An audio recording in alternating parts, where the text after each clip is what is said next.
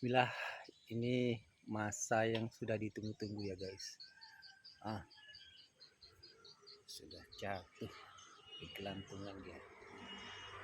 Nih, yang jumbonya nih.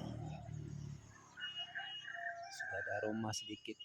Tapi mau kita peram dulu 1 hari. Sudah ada aroma bau. Dan itu satu lagi. Tuh, baru jatuh tadi malam. Itu tanda-tanda mau jatuh juga itu. Cuman masih kokoh, nempel.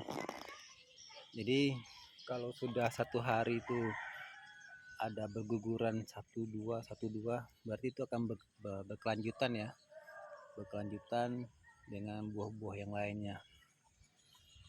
Nih buah dendeng, kita akan coba nanti di unboxing seperti apa isi dalamnya. Oke.